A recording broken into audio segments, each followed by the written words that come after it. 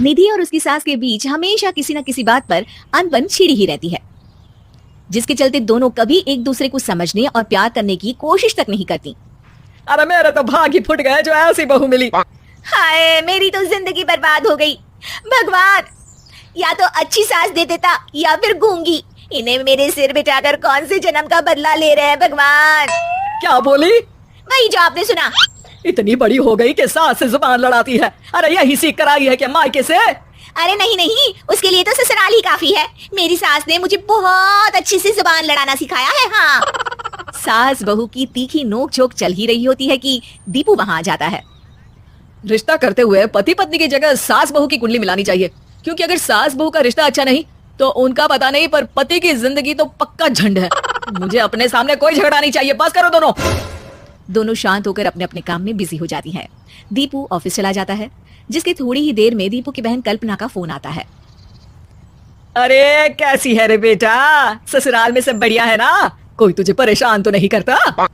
सास की बात सुनकर पास खड़ी निधि हंसकर कहती है अरे वाह रे ऊपर वाले, खुद बहू को शांति से सांस भी नहीं लेने देती और बेटी से पूछ रही है कोई परेशान तो नहीं करता। अरे मेरी बेटी तुम्हारी तरह नाकारा और बदतमीज नहीं है, इसलिए उससे पूछना बनता है। तो उनकी सास भी आपकी तरह नहीं होगी, इसीलिए उन्होंने कुछ बोला नहीं। और इसी के साथ एक बार फिर दोनों सास बहू के बीच तानों का युद्ध शुरू हो जाता है। फिर कल्पना कुछ देर तक तो फोन पर सुनती रहती है, पर जब दोनों चुप होने का नाम तक नहीं लेती तो वो चिल्लाते हुए बीच में बोलती है, अरे बस करो, यहाँ फोन कान पर लगाए। जब मुझसे आप दोनों की बातें सुनी नहीं जा रही तो मेरा बेचारा भाई न जाने किस हाल में होगा। अरे ये सब तेरी भाभी की वजह से है बेटा। तो माँ, आप भी कुछ काम नहीं है। आप दोनों को ही अपना रिश्ता सुधारने की जरूरत है। मैं एक बाबा को जानती हूँ जो रिश्ते सुधारने में एक्सपर्ट है। आप दोनों उनके पास जाइए। ना जी ना, मैं ऐसे ढोंगी बाबा में नहीं मानती। देखा, कहा था ना। अरे ये तो हमारे घर में शांति चाहती ही नहीं है। भाभी, एक बार ट्राई करके तो देख लो।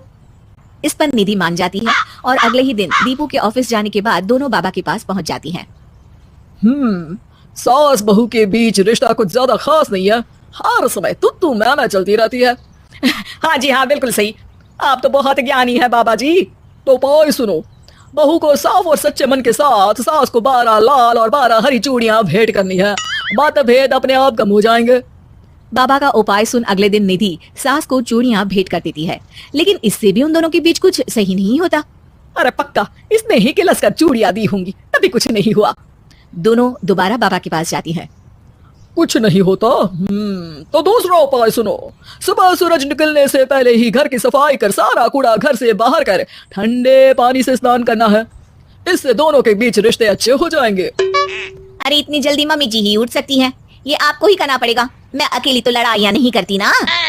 बाबा का उपाय मानते हुए अगली सुबह से सास जल्दी उठ सूरज निकलने से पहले घर की सफाई कर ठंडे पानी से नहाने लगती है। ये सब कुछ दिन तक चलता है, जिससे अभी भी दोनों के रिश्ते तो नहीं सुधरते, पर सास की तबीयत खराब होने लगती है।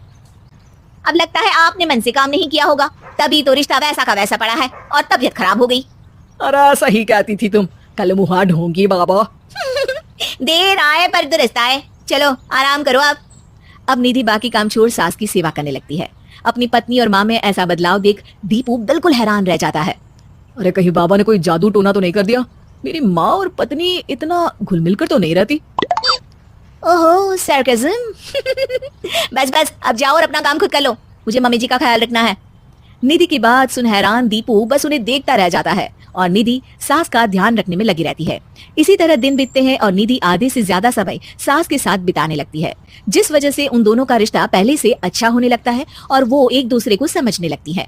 बहू, मैं सोचती हूँ एक बार उसे ढोंगी बाबा के पास जाना चाहिए, उसे सबक सिखाने के लिए। अरे पर मम्मी जी, उसकी क्या जरूरत है? हमारे घर में सब ठीक है, फिर वो कुछ भी करे, हमें उससे क्या। दोनों के बीच ये बात हो ही रही होती है कि तभी बाबा कल्पना के साथ उनके घर आ जाते हैं। माँ, बाबा आप दोनों से मिलना चाहते थे, इसलिए मैं उन्हें यहाँ ले आई। अरे पर हमें इस ढोंगी बाबा से नहीं मिलना। हाँ, मेरी बहू बिल्कुल सही कह रही है। जो कुछ समय पहले एक दूसरे को मारने को चलती थी, आज एक ही लाइन में बात कर रही है।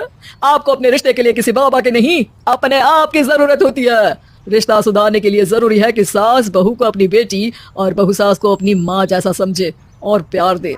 उपाय तो बस एक तरीका है लोगों को समझाने का कि असली उपाय उनके पास ही है।